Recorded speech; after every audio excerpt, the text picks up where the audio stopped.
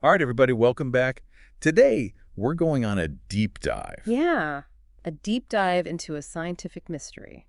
It all starts with Wolfgang Pauli. Oh, yeah, Pauli, a total physics rock star. In 1930, This guy predicted a particle the neutrino. before anyone could even prove it was real, Crazy, right? and he did it all in a letter. Not some big fancy published paper, a letter. And even more interesting, this letter wasn't for some journal It was for a group of scientists. that he called, get this, radioactive ladies and gentlemen. I love that. So how did he do it?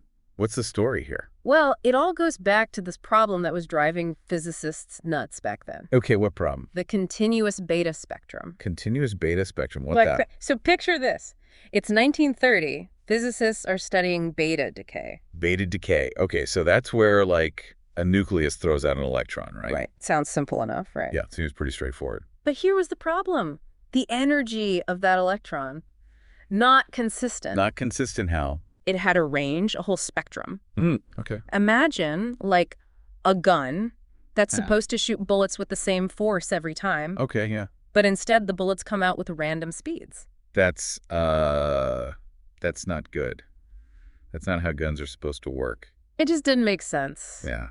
So I'm guessing physicists were freaking out a little. Absolutely, they were freaking out. It seemed like one of the most fundamental laws of physics was being broken. Oh, wow. Which one? Conservation of energy, the idea that energy can't just disappear. Oh, right.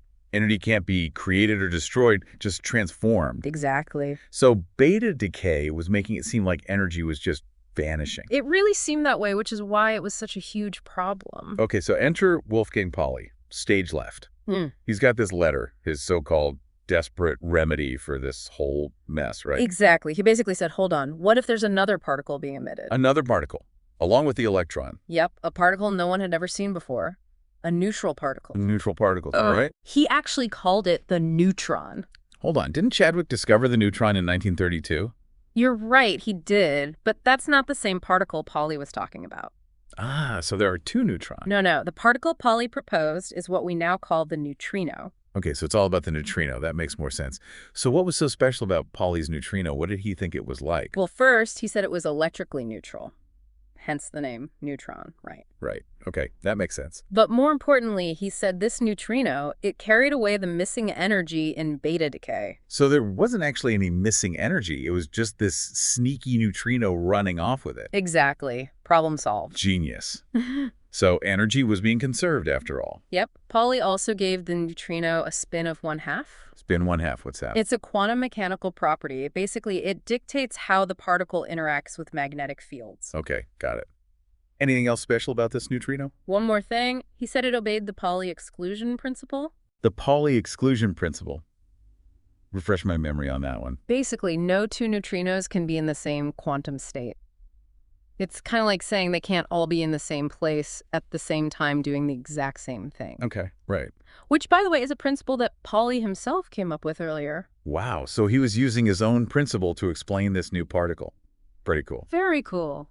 So Pauli figures out this whole neutrino thing, solves the beta decay mystery, publishes his results, becomes super famous. Well, not quite. Oh, right. He didn't actually publish it, did he? It was all in this letter to the radioactive ladies and gentlemen. Right. He actually called his idea a desperate remedy and said he didn't dare to publish anything about it. Wow, why not?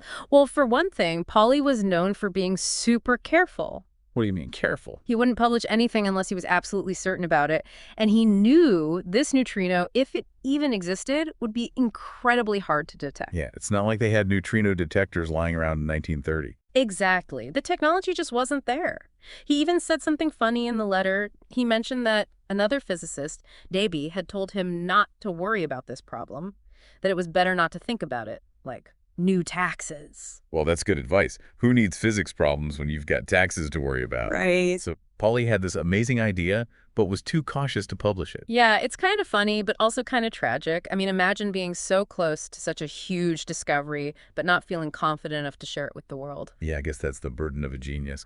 So how did scientists eventually find this elusive neutrino? When did they finally prove Pauli right? It took a while, over 2 decades, actually. 2 decades, wow. So it wasn't until the 1950s? Yeah, 1956 to be precise.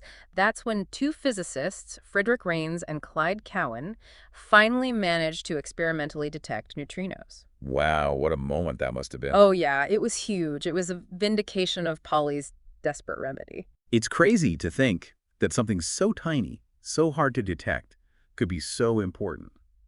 Why was the neutrino such a big deal for physics? It was a really big deal. More than just solving the beta decay problem, it opened up whole new areas of research.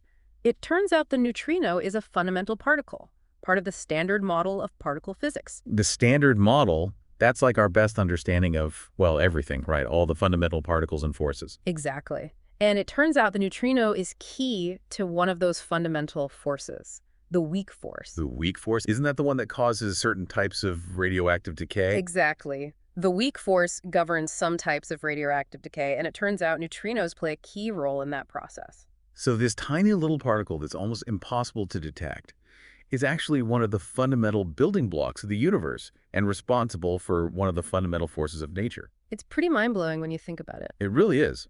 We started off trying to understand a physics problem from almost a century ago and ended up with a glimpse into the fundamental workings of the universe. That's what I love about physics. It's all connected. Here's something to think about, folks.